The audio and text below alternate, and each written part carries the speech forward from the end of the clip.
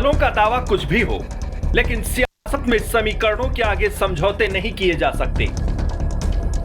सवाल जब पहचान की हो तो फिर सियासतदान फैसले लेने से कहां कतराते हैं, खासकर तब जब देश में 2024 के समर की तैयारी चल रही हो।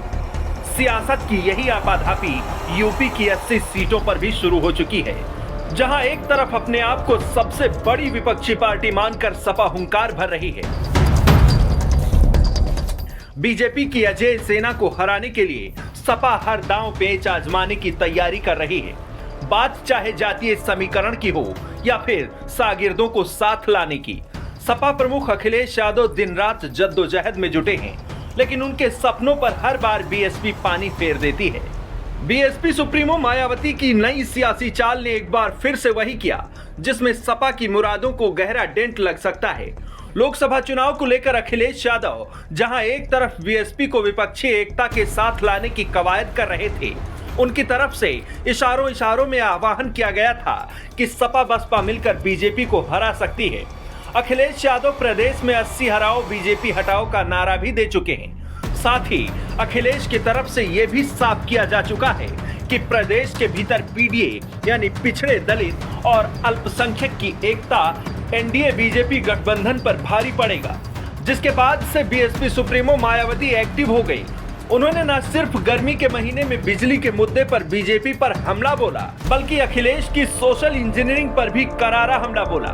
मायावती ने एक साथ 2 ट्वीट किया, जिसमें पहले उन्होंने लिखा, यूपी में पिछले कई दिनों से जारी भीषण गर्मी की आफत में राजधानी लखनऊ सहित पूरे प्रदेश में बिजली की जबरदस्त कमी ने लोगों का जीवन त्रस्त कर रखा है, जिससे बलिया व अन्य जिलों में मौत की खबरें अति दुखद। सरकार बिजली व्यवस्था तुरंत सुधारे तथा अस्पतालों में बिजली कटौती न करे। साथ ही सपा द्वारा एनडीए के जवाब में पीडीए यानी पिछड़े दलित अल्पसंख्यक का राग इन वर्गों को अति कठिन समय में भी केवल तुकबंदी के सिवाय और कुछ नहीं। इनके पीडीए का वास्तव में अर्थ परिवार दल अलायंस है, जिस स्वार्थ में यह पार्टी सीमित है। इसीलिए इन वर्गों के लोग जरूर सावधान रहें। मायावती के इस बयान से अखिलेश यादव की नींदें उड़ने वाली हैं, क्योंकि अखिलेश यादव यूपी में बीजेपी को मात देने के लिए एमवाई फैक्टर से हटकर पीडीए पर निशाना लगा रहे हैं। इसीलिए शायद उनकी तरफ से मायावती को साथ लेने की कवायद भी की गई थी, लेकिन मायावती ने इसका जवाब ट्वीट के जरिए दे दिया है।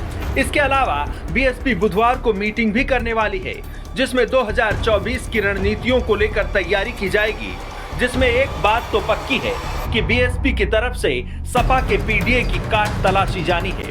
ऐसे में एक बार फिर अखिलेश यादव की टेंशन बढ़ने वाली है, क्योंकि सपा ये मान चुकी है कि यूपी की धरती पर सिर्फ एमवाई फैक्टर के बलबूते पार पाना मुश्किल है। ऐसे में मायावती का अलग मैदान में होना सपा की मुरादों पर पानी फेर सकता है।